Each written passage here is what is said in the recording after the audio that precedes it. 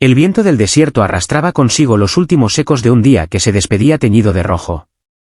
El sol, como una brasa que se apaga lentamente, se hundía en el horizonte dejando tras de sí un cielo encendido que parecía arder en silencio. En ese vasto escenario, un hombre cabalgaba solo. Sus pasos eran los del que no busca destino, sino apenas seguir vivo un día más. Lo llamaban el forastero, un nombre que era más sombra que identidad, porque nadie sabía realmente quién era ni de dónde venía. Lo único cierto era que no pertenecía a ninguna parte, y sin embargo, estaba en todas. Su caballo resoplaba cansado, los cascos golpeando la arena como un tambor constante. El hombre mantenía la mirada baja, como si buscara respuestas en el polvo del camino. Pero ese día algo distinto lo detuvo. Un árbol seco, retorcido como una mano deforme que intentaba alcanzar el cielo, se alzaba a unos metros. Y de él colgaba una figura. El corazón del forastero se encogió. Se acercó con cautela, cada paso del caballo levantando un eco hueco. Cuando estuvo lo suficientemente cerca, lo vio con claridad, era una joven apache, suspendida por una soga atada al cuello. Su piel mostraba marcas de golpes recientes, y en su pecho pendía un letrero toscamente pintado con carbón: el hombre blanco no perdona. El forastero apretó los puños. No era la primera vez que presenciaba la crueldad humana, pero aquella imagen le atravesó el alma. Bajó del caballo de un salto, corrió hacia el árbol y desenvainó su cuchillo. Con un corte certero, la soga cedió. El cuerpo de la muchacha cayó en sus brazos, ligero como un suspiro. Al principio creyó que estaba muerta, pero un leve jadeo, débil como el murmullo de un río lejano, le devolvió la esperanza. Sus labios resecos intentaban articular palabras en apache. El forastero no entendía, pero en la respiración entrecortada de la joven reconoció lo esencial: pedía ayuda, pedía vida. La cargó con cuidado hasta su caballo, la acomodó delante de él y cabalgó sin descanso hasta encontrar un arroyo oculto entre las rocas. Allí, bajo la sombra de un viejo sauce, la depositó suavemente. Lavó las heridas con agua fresca, le humedeció los labios y le ofreció el pan duro que llevaba en su alforja. Ella apenas pudo tragar un bocado, pero el brillo de sus ojos, aunque apagado, comenzó a encenderse poco a poco. Durante las horas siguientes, el forastero no se apartó de su lado. Hizo una fogata, la cubrió con su manta y se mantuvo vigilante mientras la noche caía. En el silencio interrumpido por el canto de los grillos, escuchó su respiración volverse más estable. Por primera vez en mucho tiempo, el forastero sintió que su soledad no era absoluta. Al amanecer, la joven abrió los ojos. Miró a su alrededor con desconfianza, pero al ver al hombre junto a ella, sentado con el rostro cansado pero sereno, relajó los músculos. Con voz débil, murmuró: «Aidiana, así me llamo». El forastero asintió. No respondió de inmediato, pero al cabo de unos segundos dijo simplemente: «Yo, no tengo nombre que valga». «Dime, forastero». Los días que siguieron estuvieron llenos de silencios compartidos. Aidiana, recuperando poco a poco sus fuerzas, le contó fragmentos de su historia en un español rudimentario. Unos hombres la habían capturado al azar, buscando venganza contra su pueblo. No era una guerra justa, ni una represalia clara. Era odio puro, un odio que no necesitaba razones. El forastero la escuchaba sin interrumpir, y cuando ella no encontraba las palabras, él comprendía con los ojos. Compartía con ella lo poco que tenía: agua, pan, la manta que antes era solo suya. Con el tiempo, comenzaron a enseñarse mutuamente palabras en sus lenguas. Aidiana le enseñó a decir amigo en apache, y él le respondió con esperanza en español. Poco a poco, entre ellos nació un puente invisible, construido no de frases perfectas, sino de miradas y gestos sencillos. Había noches en las que el forastero se sorprendía sonriendo al verla dormir en paz, como si la calma de Aidiana fuera un regalo que él nunca había merecido. Y había mañanas en las que Aidiana despertaba con la certeza de que aquel hombre, extraño y silencioso, había puesto en ella una fe que ni su propio pueblo había logrado sostener tras tanto dolor. Pero la paz no dura mucho en tierras donde el odio aún cabalga libre. Una tarde, mientras recogían agua del arroyo, aparecieron en el horizonte varios jinetes. El forastero reconoció en sus miradas la misma sombra que había colgado a Aidiana de aquel árbol. Los hombres se acercaron con risas crueles. El líder, con un sombrero negro ladeado, Escupió al suelo antes de hablar. Mira qué tenemos aquí. Pensé que esa india ya colgaba seca de la rama. ¿Y tú, forastero? ¿Desde cuándo recoges basura ajena? El forastero no respondió. Se puso de pie, adelantándose para interponerse entre Aidiana y los hombres. Podría haber sacado su arma, pero en lugar de eso dejó caer el revólver al suelo, levantando las manos vacías. Si buscan sangre, tomen la mía. Pero no toquen a la niña. Lo que hicieron con ella fue un acto de cobardía, y si insisten en repetirlo, no demostrarán fuerza. Solo miseria. Los jinetes rieron, burlándose de su valentía desarmada. Uno de ellos apuntó con su rifle hacia Aidiana, que temblaba tras la espalda del forastero. Fue entonces cuando la joven, armándose de un coraje que ni ella sabía que tenía, dio un paso al frente. Mi pueblo y el suyo han sufrido demasiado, dijo en un español tembloroso pero claro. El odio no alimenta.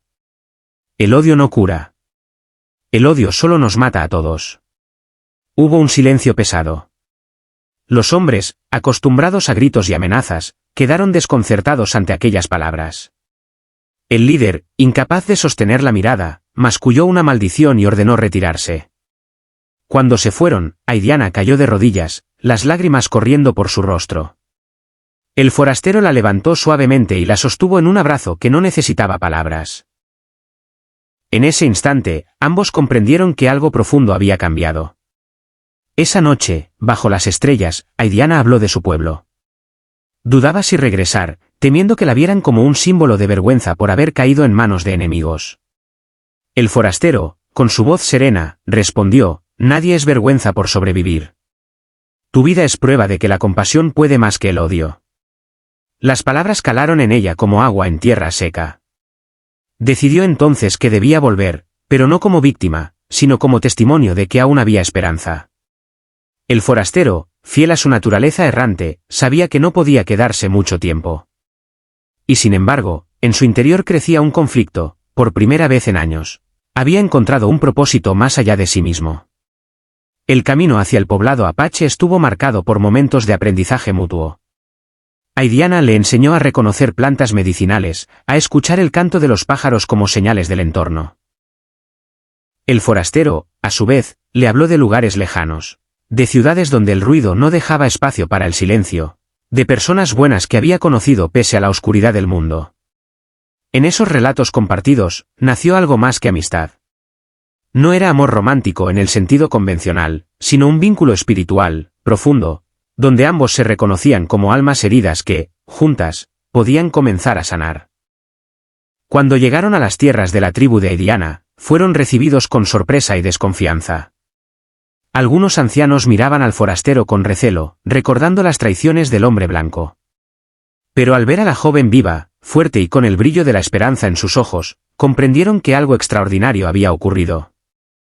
Aidiana habló ante su gente. Con voz firme, contó cómo aquel hombre, extraño y sin raíces, la había rescatado cuando todo parecía perdido. No ocultó las marcas de la soga, ni las lágrimas de miedo, pero las transformó en un relato de fuerza y compasión. El odio quiso arrancarme la vida, dijo, pero la bondad me la devolvió. Que este sea el camino que sigamos, no el de la venganza, sino el de la humanidad compartida. El silencio fue largo, hasta que un anciano asintió con solemnidad. Si un hombre sin tribu puede mostrar más compasión que quienes dicen defender la suya, quizá aún haya esperanza para todos nosotros. El forastero, sintiéndose extraño bajo tantas miradas, inclinó la cabeza. No buscaba reconocimiento ni gratitud. Lo único que quería era saber que Aidiana estaría segura. Esa noche, mientras la tribu celebraba el regreso de la joven, el forastero se apartó en silencio. Se sentó al borde del campamento, mirando el fuego danzar a lo lejos. Aidiana lo encontró allí, y al verlo solo, se acercó despacio. No te vayas sin despedirte, le dijo suavemente. Él suspiró. Mi camino no tiene fin. No pertenezco aquí. Si me quedo, traeré problemas. Pero tú perteneces a esta tierra, a tu gente. Aidiana lo miró con lágrimas contenidas. Quizá. Pero lo que hiciste me pertenece a mí. Y nunca lo olvidaré. El forastero le tomó la mano por un instante. Fue un gesto breve, pero cargado de todo lo que las palabras no podían decir. Luego, con un leve asentimiento, montó su caballo y se perdió en la oscuridad del desierto. Aidiana lo observó partir hasta que la silueta se confundió con las sombras. Sabía que no volvería a verlo, pero también sabía que su espíritu seguiría cabalgando en ella, recordándole que incluso en un mundo quebrado, la bondad podía florecer en los lugares más inesperados. El viento sopló entre los árboles, como llevando la historia de aquel encuentro más allá de las montañas. Y aunque los hombres que habían escrito con odio "El hombre blanco no perdona", habían querido dejar un mensaje de miedo, lo que quedó en el corazón de Aidiana fue lo contrario. La certeza de que sí existían hombres capaces de perdonar, de proteger y de amar la vida ajena como propia. Y así, el desierto guardó en su memoria no una historia de odio, sino un testimonio eterno de compasión. El amanecer pintaba el cielo con tonos dorados cuando el forastero avanzaba solo por la llanura. Había dejado atrás el poblado apache, pero no el recuerdo de Aidiana. Cada paso de su caballo le recordaba la fragilidad de la vida y la fuerza que puede nacer de un simple acto de compasión. Sin embargo, su viaje aún no había terminado. En lo profundo de su ser, sentía que el destino aún no había cerrado aquel capítulo. Durante semanas vagó de un lugar a otro, ayudando donde podía, a veces sin recibir más que un gesto de gratitud, otras veces enfrentándose a la dureza de quienes solo conocían la violencia. La imagen de la joven colgada del árbol lo perseguía como un fantasma, pero ahora, en lugar de atormentarlo, le servía de recordatorio. Había escogido la bondad cuando lo más fácil hubiera sido la indiferencia. Mientras tanto, Aidiana vivía su propio proceso entre los suyos. Al principio, muchos en su tribu desconfiaban de ella, creyendo que había regresado marcada por los enemigos. Pero con el tiempo, sus palabras, su serenidad y su nueva fuerza comenzaron a influir en los demás. Hablaba de perdón, de tender puentes en lugar de cavar fosas. No todos la entendían, pero algunos corazones empezaron a escucharla. El destino volvió a entrelazarlos de forma inesperada. Una noche, en medio de un campamento improvisado cerca del río Bravo, el forastero escuchó voces agitadas. Se acercó con cautela y descubrió a un grupo de hombres armados que planeaban atacar un poblado apache al amanecer. Su sangre se heló, sabía que ese poblado no era otro que el de Aidiana. El dilema lo golpeó con fuerza. Podía seguir su camino, fingir no haber escuchado nada, como tantas veces había hecho en el pasado. O podía intervenir, aunque eso significara arriesgar su vida contra un grupo numeroso. Cerró los ojos y recordó las palabras de Aidiana: "El odio no nos da de comer. El odio no cura nuestras heridas". Entendió entonces que no se trataba de él, sino de proteger esa chispa de esperanza que había visto florecer en la muchacha. Esa misma noche, cabalgó sin descanso hasta el poblado. Al llegar, exhausto y cubierto de polvo, pidió hablar con los ancianos. Algunos lo recibieron con recelo, pero Aidiana salió corriendo a su encuentro. Sus ojos brillaban de sorpresa y alivio. «¿Volviste?», dijo, casi sin creerlo. El forastero asintió, respirando con dificultad. «Vienen hombres armados. Planean atacarlos al amanecer. No buscan justicia, solo destrucción». Los ancianos se miraron entre sí. Habían vivido demasiadas traiciones como para confiar ciegamente en un extranjero. Pero Aidiana dio un paso al frente. «Él me salvó cuando nadie más lo hizo. Si dice que vienen, es porque es cierto». Finalmente, el consejo decidió prepararse. No con un ataque, sino con defensas para proteger a los más vulnerables. El forastero, conocedor de las tácticas de los hombres blancos, ayudó a organizar a los jóvenes y a reforzar los puntos débiles del poblado. Aquella noche fue de tensión y espera. Cuando llegó el amanecer, los jinetes armados aparecieron en el horizonte. Avanzaban confiados, convencidos de que encontrarían un pueblo indefenso. Pero en lugar de miedo, hallaron resistencia organizada. Flechas silbaron desde las alturas, y barricadas improvisadas frenaron su avance. El forastero, rifle en mano esta vez, luchó codo a codo con los apaches. No lo hacía por gloria ni por venganza, sino porque sabía que cada instante ganado era una vida protegida. A su lado, Aidiana corría de un lugar a otro, ayudando a los heridos y transmitiendo ánimo con una valentía que inspiraba a todos. La batalla fue breve pero intensa. Al ver que no podían doblegar al poblado, los atacantes comenzaron a retirarse, maldiciendo y jurando volver. El forastero, con la respiración agitada, los observó alejarse. No sentía triunfo, solo alivio. Cuando todo terminó, el poblado estalló en gritos de agradecimiento. Los ancianos se acercaron al forastero y, por primera vez, lo miraron con respeto genuino. Hoy no solo defendiste a nuestra gente, dijo uno de ellos. Hoy demostraste que la compasión puede ser más fuerte que el odio. Aidiana, cubierta de polvo y con los ojos brillantes, abrazó al forastero sin temor a lo que dijeran los demás. Tu camino no está solo, le susurró.